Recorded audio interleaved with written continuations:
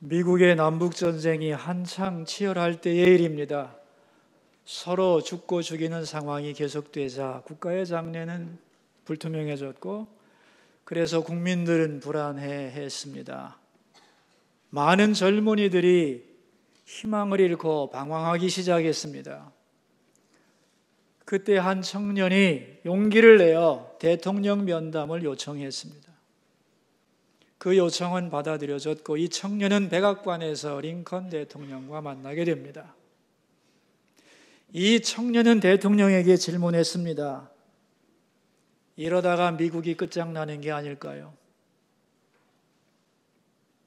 그때 링컨 대통령은 그 청년을 보고 이렇게 대답했다고 합니다.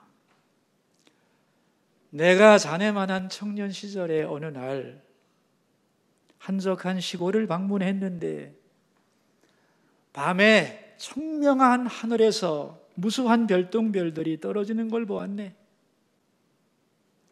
나는 그때 정말 무서웠지. 저 별똥별이 내 위에 떨어지지 않을까? 혹은 저 많은 별똥별들이 이 지구를 부서뜨리지 않을까? 정말 두려워하고 있었는데, 그때 내 옆에 있던 한 노인이 나에게 이런 말을 했네. 머리 위로 떨어지는 유성을 바라보며 두려워하지 말고 그 유성보다 더 높은 곳에 있는 반짝이는 별을 보게나, 그리고 두려워하는 대신 꿈과 희망을 가져야 한다네. 나는 그 말을 마음에 새겼고 지금까지 내 마음에 그 말을 담고 있다네. 이렇게 대답을 했다고 합니다. 같은 눈을 가지고 같은 대상을 바라보지만은 우리의 마음에 따라서 해석이 달라지는 거죠. 마음을 어디에 두느냐에 따라서 모든 것이 다르게 보여지는 법입니다. 그러므로 여러분, 상황이 중요한 게 아니고 내 마음을 어디에 두느냐, 그게 훨씬 더 중요한 문제임을 기억해야 합니다. 우리는 지난 시간에 베푸는 것이 지혜입니다, 이런 말씀을 생각해 보았죠. 수직적인 지혜는 뭐냐? 여호와를 경외하는 거다. 수평적인 지혜는 뭐냐? 세 가지가 있는데, 첫째는 다른 사람을 해롭게 하지 않는 거다. 필요 이상으로 간섭하지 말고 그 사람의 자기 공간을 인정해 주라. 파고들지 마라. 두 번째는 악인의 형통을 부러워하지 마라. 잘 가는 게 아니다. 그거는 부러워할 거 아니다. 세 번째, 네가 할 수 있는 일은 정말 어떻게 해서든지 베풀려는 마음을 가지고 살아라. 그게 지혜다. 물질의 공식, 하나님의 축복의 공식을 기억하라. 하나님은 베푸는 분이기 때문에 자기를 닮아서 베푸는 사람을 복 주시는 것이다. 하나님을 경외하고 이웃에게 베푸는 삶은 모험이 필요하지만, 이런 모험은 정말로 가치 있는 모험이고 열매가 풍성한 모험이고, 이런 모험이 있을 때 인생은 충만해진다. 기억나시나요? 지난 시간에 말씀의 내용이었습니다. 우리가 지금까지 잠언 1장부터 3장까지 공부했는데 1장부터 3장까지가 서론이거든요. 자, 이제 4장에 들어오면서 수직적인 지혜와 수평적인 지혜가 어떻게 만날 수 있는가의 문제를 다룹니다. 여호와를 경외하는 수직적 지혜와 사람에게 베푸는 수평적 지혜가 어떻게 연결되어 하나가 될 수 있는가, 조화를 이루는가, 그것이 오늘 본문의 주제입니다. 한마디로 압축하면 설교 제목인데 같이 한번 읽어볼까요? 마음을 어디에 둘 것인가 하는 겁니다. 먼저 솔로몬은 말합니다. 내가 지혜롭게 된 것은 아버지 덕분이다. 왜냐하면 아버지께서 늘 나에게 말씀하셨거든. 그러면서 아버지가 한 말을 인용하는데 먼저 1절 말씀을 읽죠. 아들들아 아비의 훈계를 들으며 명철을 얻기에 주의하라. 아버지의 훈계를 듣고 명철을 얻기를 힘쓸 때에 그 사람은 지혜로워지는 거다. 왜냐하면 아버지의 말씀 속에 뭐가 있기 때문인가? 2절입니다. 내가 선한 도리를 너희에게 전하노니 내 법을 떠나지 말라. 아버지의 말씀에 뭐가 있어요? 선한 도리가 들어있다는 거예요. 여러분, 부모님의 자식을 향한 교훈 속에는 먼저는 자식을 향한 불같은 사랑이 들어있죠. 그리고 아버지의 일생의 경험이 녹아있죠. 그리고 그가 배우고 듣고 한 모든 삶의 결정판이 뭐냐 하면은 자식을 향한 아버지의 교훈이지.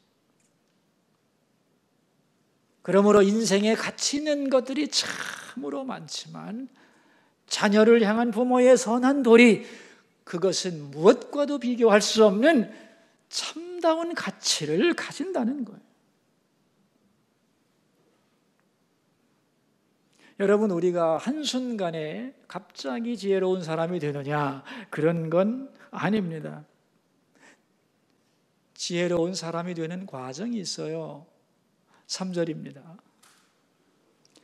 나도 내 아버지에게 아들이었으며 내 어머니 보기에 유약한 외아들이었느니라. 아버지가 볼 때, 그리고 어머니가 볼 때 나는 아주 유약한 외아들이었다는 거예요. 아이고, 저게 언제 철이 나서 사람이 되나, 언제 지혜 있는 사람이 될까 하는 염려의 대상이었다는 거예요. 그러나 아버지의 말을 가슴에 새기고 순종하면서 나는 점차로 지혜로워졌다는 겁니다. 그러면서 아버지가 내게 가르쳤던 중요한 말을 인용하는데 그게 4절입니다. 읽습니다. 내 아버지가 내게 가르쳐 이르기를 내 말을 내 마음에 두라. 내 명령을 지키라. 그리하면 살리라. 아버지가 뭐라고 했다고요? 내 말을 내 마음에 두라. 그랬다는 거예요. 근데 이 아버지의 말은 누구의 말이었냐면은 그 아버지의 말이었어요. 아버지의 말을 마음에 둔 그 아들이 그 말씀을 가지고 한평생을 살고 이제 그 마음을 담아서 아들에게 하는 말이 내 말을 내 마음에 두라는 거예요. 그러니까 아버지의 마음이 아들에게서 농축되고 그 아들의 마음이 그 자식에게로 이어지는 이 아름다운 말의 이어짐, 이걸 전문용어로 뭐라고 하느냐? 전승이라고 부릅니다. 트래디션입니다. 뭐라고 한다고요? 전승인 것이죠. 내 말을 내 마음에 두라. 그 말을 담았고 또 전하고 전하면서 전승이 이루어지는 것이죠. 그래서 탈무드에는 이런 말이 있습니다. 당신은 자녀에게 무엇을 물려주고 싶은가? 이 질문이에요. 그리고 대답은 정해져 있습니다. 내가 부모로부터 물려받은 정신을 물려주기 원하노라. 이렇게 대답하게 되어 있어요. 자녀에게 뭘 물려주기 원한다고요?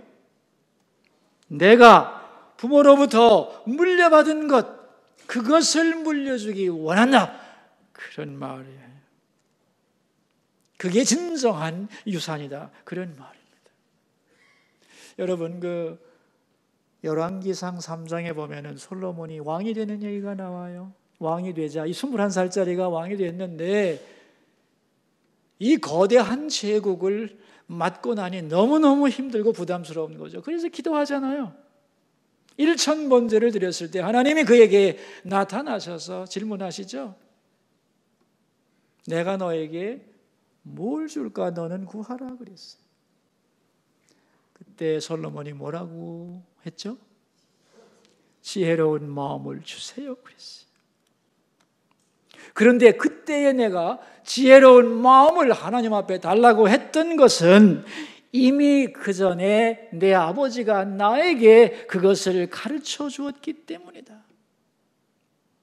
그러면서 구체적으로 내 아버지가 나에게 어떤 것을 가르쳐 줬는지를 7절에 설명을 하고 있어요. 읽습니다. 지혜가 제일이니 지혜를 얻으라. 내가 얻은 모든 것을 가지고 명철을 얻을지니라. 아버지가 나한테 그랬다는 거예요. 지혜가 제일이다.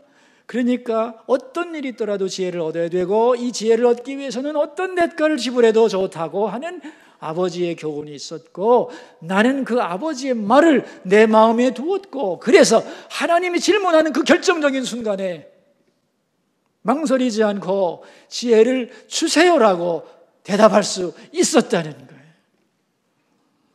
그 결과 내가 지혜로운 사람이 된 것이다, 그런 말이에요. 그러니까 여러분, 지혜는 한순간에 하늘에서 떨어지는 게 아닙니다. 부모의 말씀을 들을 때에, 조상들의 가치 있는 내용들을 내가 마음으로 받을 때 지혜로워지는 거예요. 내가 지혜의 왕이라 할지라도 배워야 하는 단계가 있었고, 유약한 외아들의 시절을 거쳐서 아버지의 교훈이 쌓여서 내가 오늘 지혜의 왕이 되었노라, 그런 말입니다. 자, 그렇다면 이제 부모님의 말씀을 자식에게 가르치면서 자식이 지혜로워지는 것인데, 그렇다면 자식에게 말하는 부모의 말씀의 근거가 뭐냐는 거예요. 그게 하나님의 말씀입니다. 여러분, 여기서 부모의 역할이 뭔지 정확하게 나옵니다. 자, 여러분, 자녀를 낳아서 기르시죠. 부모의 사명이 뭔가요? 오늘 이 전승 과정을 통해서 우리가 알 수 있는데요. 부모의 사명은 뭐냐 하면은 우리 자녀들의 마음이 하나님께 두도록, 자녀들의 마음이 하나님께로 향하도록 중간다리 역할을 하는 게 부모입니다. 그래서 부모가 뭐라고 그랬냐? 내 말을 내 마음에 두라 그랬어요. 근데 내 말은 하나님의 말씀이요. 그러니까 자녀의 마음이 하나님의 말씀에 도와줘야 된다는 거예요. 더 나아가서 하나님 자신에게 우리 자녀의 마음이 갈 수 있도록, 두도록 그렇게 가르치는 게 부모의 사명이라는 거예요. 그렇게 하기 위해서는 먼저 부모 자신이 하나님을 그 마음에 두고 그렇게 살면서 자녀에게 내 말을 내 마음에 두라, 하나님을 내 마음의 중심에 모셔야 한다고 가르치라는 거예요. 그게 부모의 사명입니다, 여러분. 이 사명을 감당할 수 있도록 하나님은 우리에게 기회를 많이 주시죠. 자녀가 태어날 때부터 부모를 떠날 때까지 20년이든 30년이든 충분한 시간을 주면서 그동안에 내 자녀를 그들의 마음에 하나님을 두는 사람으로 길러가라고 하시는 거죠.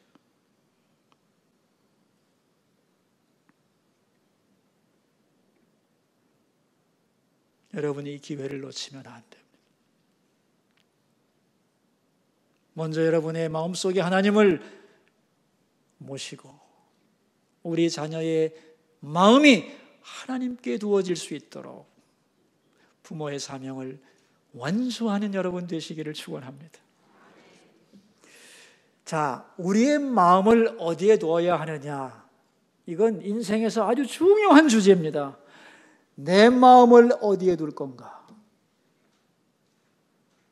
여러분, 자기 마음을 어디에 둘지 몰라서 헤매는 인생들이 이 세상에 가득합니다. 그죠? 많은 사람의 방황의 원인이 뭘까요? 마음을 어디에 둘지 몰라서 방황하는 거죠. 그래서 유행가에도 있잖아요. 내 마음 갈 곳을 잃어.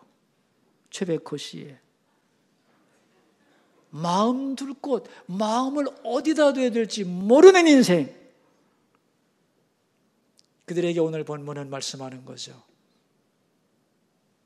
내 말을 내 마음에 두라. 너의 마음을 둘 곳은 하나님 한 분이다. 그런 말입니다. 여러분, 우리는 하나님께 많은 것을, 여러 가지를 드린다고 생각해요. 돈도 드리고 시간도 드리고 뭐 여러 가지 정성을 드린다고 생각하지만 그건 다 형식이고 진정한 그 내용이 뭘까요? 뭘 드려야 되는 거예요? 우리는 하나님 앞에 예? 마음을 드리는 거예요. 마음. 이 마음이 없이 다른 걸 드리면 그게 위선입니다. 여러분, 쇼죠. 마음을 드리는 표로 헌금도 드리는 것이고 시간도 바치는 것이고 예배도 드리는 거죠. 하나님은 우리에게 뭘 요구하시느냐? 우리의 마음을 요구하시는 거예요. 근데 여러분, 마음이라고 하는 것은 엄청나게 커요. 얼마나 큰 줄 아세요? 세상의 모든 것이 다 들어옵니다. 세상을 다 가져도 여러분의 마음은 또 뭔가를 원하게 돼 있어요. 그만큼 우리의 마음은 큰 거예요. 이 큰 마음을, 여기에는 모든 것이 들어가 있는데 중요한 것은 그 큰 마음의 중심이 어디에 있느냐는 거예요. 그러니까 하나님은 우리의 마음을 당신에게 두라 하시는데 그 마음에 어디냐면은 한가운데를 하나님께 두라는 거예요. 그래서 한가운데 마음, 가운데 마음, 이걸 한자로 뭐라고 그래요? 가운데 마음이 한자로 뭐예요? 중심입니다. 하나님은 우리에게 뭘 요구하시느냐? 중심을 요구하시는 거예요. 변두리 마음이 아닙니다, 여러분. 우리 믿는 사람 중에서 하나님을 가치 있게 생각하지 않는 사람이 어디 있겠어요? 조금은 다 가치 있게 생각했지. 이 세상의 모든 것이 다 가치가 나름대로 있죠. 그런데 중심이 어디에 있느냐는 거예요. 가운데 마음을 드려야 돼요. 하나님께 중심을 드려야 됩니다. 그런데 내 마음의 중심을 하나님께 드리겠습니다 라고 선언하고 그걸 지켜가는 게 충성이에요. 여러분, 충성이란 단어를 한번 생각해 보세요. 충이란 말이 뭐예요? 가운데 중자 밑에 마음심이에요. 가운데 마음이 뭉친 거예요. 가운데 마음. 성자는 뭐냐면 말씀 언변의 이룰 성자입니다. 그렇게 말하고 이뤄가는 거예요. 그러니까 충성이란 뭐냐? 하나님, 내 마음의 중심을 주님께 바치겠습니다. 그렇게 약속하고 그걸 지켜가는 게 충성입니다. 그러니까 우리의 마음의 가운데 한 부분을 하나님께 드리겠습니다. 그렇게 하고 그 약속을 지켜가는 충성. 하나님은 그걸 원하시는 거예요. 여러분의 마음속에 이 충성이 있나요? 여러분, 우리가 신앙생활하면서도 뭔가 뚫리지 않고 하나님과 소통이 되는 것 같지 않은 깝깝함이 있죠. 왜 그러냐? 내 중심을 드리지 않았기 때문에. 하나님께 나의 마음, 내 중심을 다 드릴 때에 뭐가 이루어지기 시작하냐면 하나님과의 교통이 이루어지기 시작해요. 마음과 마음이 통하기 때문에. 여러분, 하나님은 위대한 분입니다. 우리 마음의 변두리를 가지고 만족하지 않으세요. 우리 마음의 가운데를 드릴 때에 그 마음을 받으세요.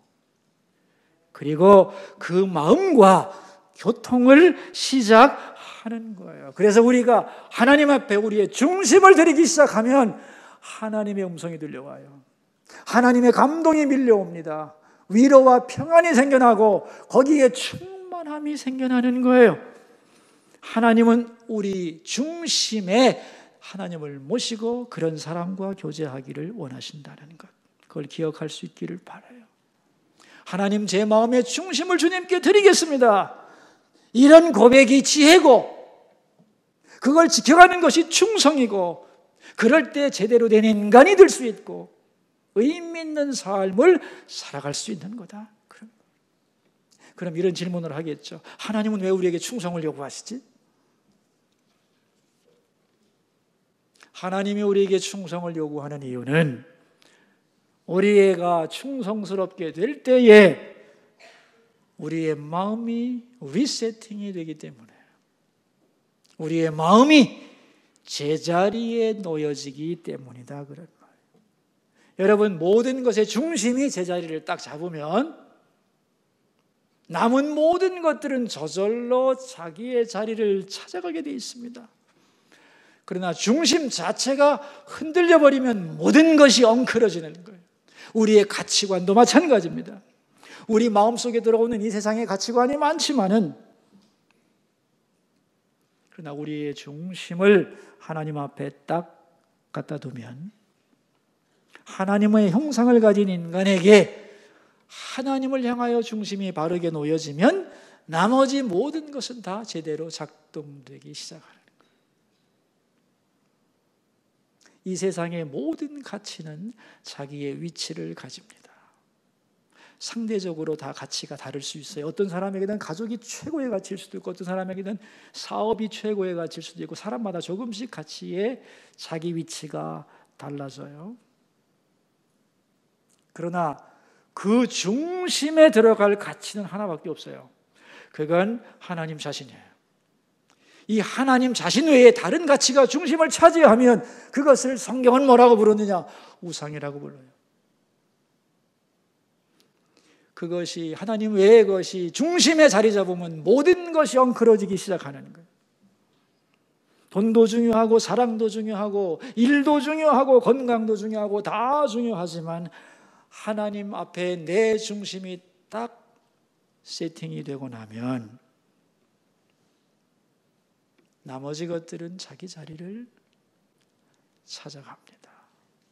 너무 컸던 것은 작아지고 중심에 있던 것들은 물러가서 하나님을 사랑하게 되면, 하나님께 내 중심을 바치고 나면 다른 모든 것들도 거기에 맞게 사랑할 수 있는 은혜가 주어지는 거라는 거예요. 하나님 앞에 중심을 바친 사람이 남편도 제대로 사랑할 수 있고, 내 사업도 하나님이 보시기에 알맞은 만큼 사랑하며 살아갈 수 있고, 가치의 전복이 일어나지 않고 내 중심을 하나님 앞에 드렸을 때 남은 가치가 제자리를 찾아가기 때문에, 균형 잡힌 인격이 되기 때문에, 하나님과 교통할 수 있는 바른 삶이 이루어지기 때문에 하나님 우리에게 네 중심을 내놔, 충성을 요구하는 것임을 믿을 수 있기를 바랍니다. 그렇다면 여러분, 내 마음의 중심에 하나님이 계신지 아닌지 알 수 있을까요? 안 보고도 알 수 있을까요? 없을까요? 알 수 있습니다. 알 수 있어요. 먼저는 말이 달라지게 돼 있어요. 마음을, 내 중심을 하나님께 둔 사람은 말이 바뀌게 돼 있어요. 하나님을 향한 사랑의 고백이 진실하게 돼 있어요. 하나님, 이미 저는 제 마음을 하나님께 드렸습니다. 그러므로 내 마음 속에 다른 것이 들어올 수 없습니다. 이미 주께서 제 마음을 점령하셨기에 다른 모든 것은 부수적이 될 수밖에 없습니다. 아멘. 이런 고백이 여러분에게서 나와야 되는 거예요.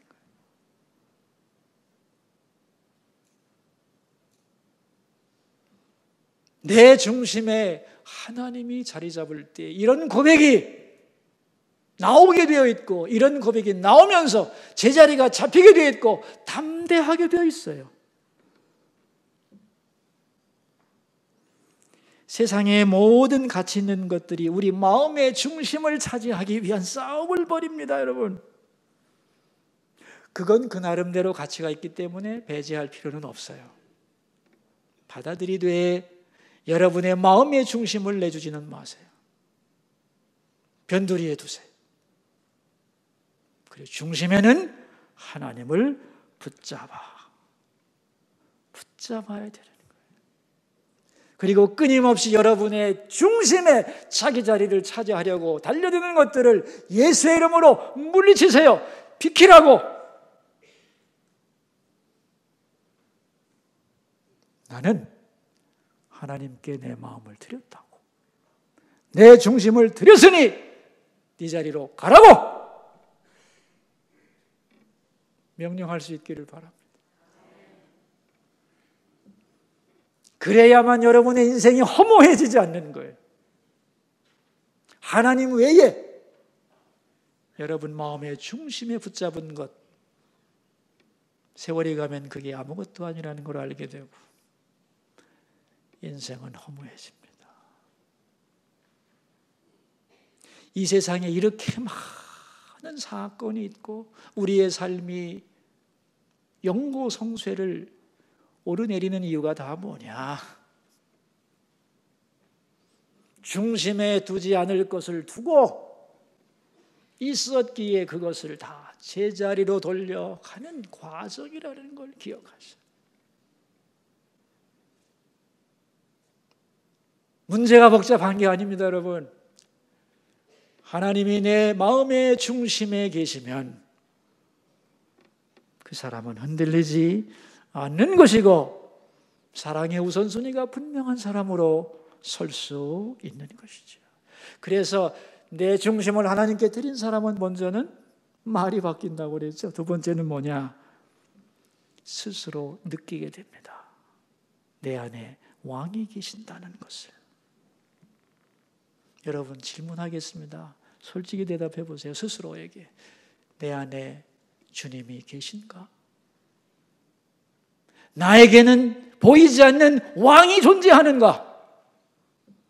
당신이 기쁠 때 그분께 먼저 감사하는 감사의 왕이 계시는가? 여러분이 슬프고 어려울 때에 먼저 달려가서 여러분의 사정을 아뢰고 위로받는, 여러분을 위로하는 왕이 계신가요?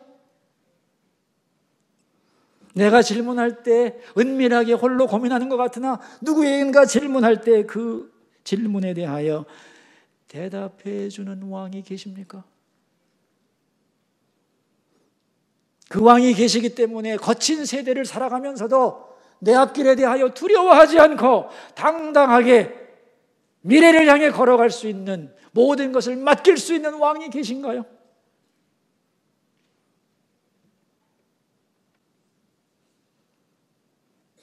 내 중심을 하나님께 드리면 말이 바뀌고 내 안에 왕이 계신다. 나는 그 왕으로 인하여 안전하다.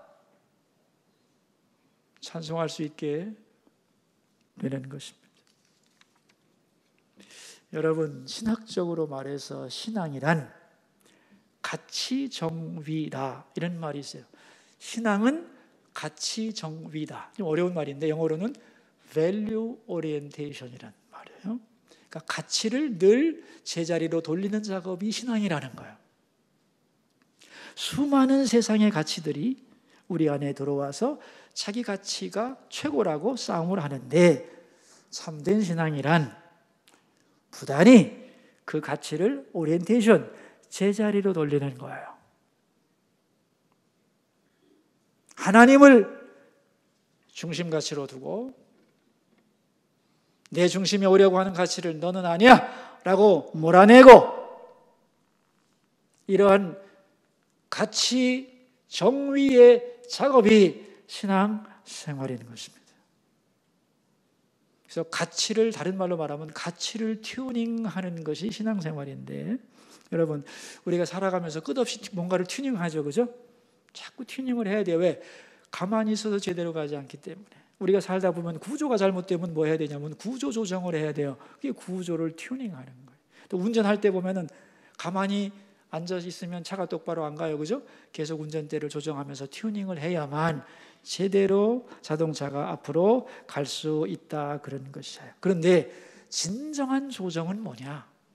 구조 조정도 아니고 운전대 조작도 아니에요. 진정한 튜닝이란 하나님을 내 중심에 두는 작업이에요. 그것이 인생에서 가장 중요한 튜닝입니다.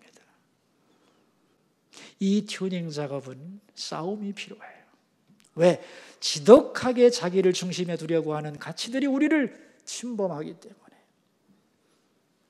아닌 것을 몰아내고 하나님만이 나의 중심입니다. 나의 전부입니다. 나는 주님께 내 마음을 드렸습니다.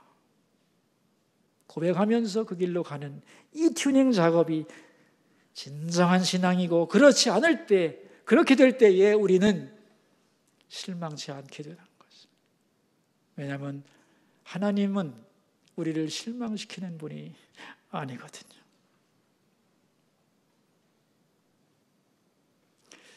커피포트에다가 커피를 끓이려고 물을 붓고 스위치를 온 시켜도 전원에 연결되어 있지 않으면 물이 끓지 않아요.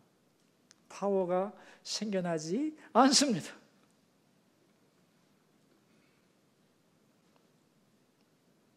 전기 코드에 꽂을 때 전기가 쫙 들어오는 거지.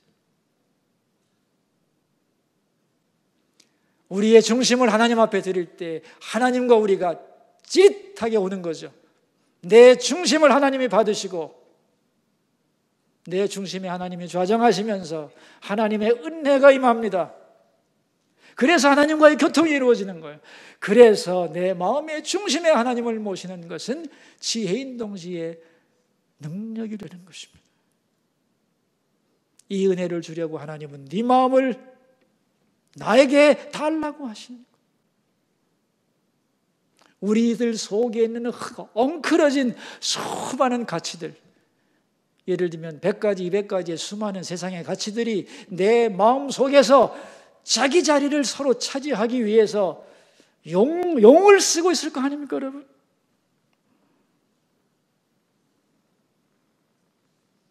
근데 그 모든 가치를 다 제자리로 돌릴 수는 없어요. 중심을 하나님께 두면 나머지는 제자리를 스스로 찾아갑니다. 제자리를 스스로 찾아갈 때 눈물이 나는 거예요. 중심에 자리 잡았던 가치들이 하나님께 가치를 내놓고 물러갈 때 육신에 죄악된 인간은 눈물을 흘려. 그러나 그것을 통하여 하나님이 중심의 자리를 잡으시고 우리의 주인이 되시면서 우리의 삶이 새로워지는 것입니다. 여러분 모두 중심에 하나님을 모시는 은혜가 있기를 주의 이름으로 축원합니다. 기도하겠습니다. 우리 세 가지 기도 제목을 가지고 주님 앞으로 나갑시다. 첫 번째 기도 제목입니다. 내 마음을 어디에 둘 것인가? 하나님께 내 마음의 중심을 두는 것이 지혜임을 알게 하여 주소서. 기도하겠습니다. 하나님 아버지, 오늘 잠언 4장 1절에서 9절을 통하여 마음을 어디에 두어야 하느냐의 문제를 생각하였습니다. 이 세상에는 자기 마음을 어디에 두어야 될지 모르는 사람들이 가득합니다. 도대체 이 마음을 어디에 두어야 할지, 헛된 것에 두었다가 허무해지고 실망하고 낙담하고 좌절하는 눈물이 얼마나 이 땅에 가득한지요.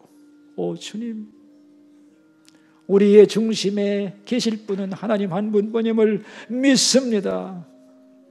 주의 백성들의 중심에 들어있는 다른 가치들을 다 몰아내 주시고 우리의 마음을 하나님께 그 중심을 드리는 주의 자녀들이 다 되게 해 주소서. 이것이 참다운 지혜이며 후회 없는 인생을 사는 비결임을 깨닫게 하옵소서. 두 번째 기도 제목입니다. 오늘 저녁에 가정 예배를 드립니다. 가정마다 예배가 회복되게 하시고 부모의 사명이 자녀들의 마음에 하나님을 두게 하는 것인데 그 놀라운 은혜의 역사가 우리 가정에서 일어나도록 기도하겠습니다. 하나님, 수서교회는 매달 넷째 주일 저녁 예배를 가정 예배로 드립니다. 한 달을 감사하고 또 정리하고 한 달을 계획하는 가정 예배가 우리의 가정 안에서 회복되기를 기도합니다. 하나님의 말씀을 마음에 둔 부모가 되게 해주시고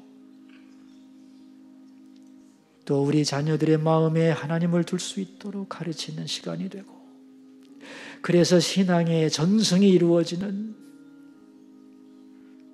우리의 가정이 되도록 도와주소서. 세 번째 기도 제목입니다. 이번 주일에 남북 정상회담이 잘 이루어지게 하여 주소서. 인간의 지략으로 끝나지 않고 하나님이 사용해 주시는 이 나라가 자유민주주의 가치 위에 진정한 통일을 이루는 계기가 되게 해 주소서 기도하겠습니다. 하나님 아버지, 이 나라 대한민국을 인도해 주시고 주중에 있을 남북 정상회담을 주께서 간섭하시고 말장난이 되지 않게 하시고 이용당하지 않게 해 주시고, 참으로 이 나라가 어디로 가야 할지, 진정한 자유민주주의가 바르게 세워지고 우리 국민이 염원하는 참된 통일을 이루는 계기가 될 수 있도록 주여 역사하시고 이끌어 주시옵소서.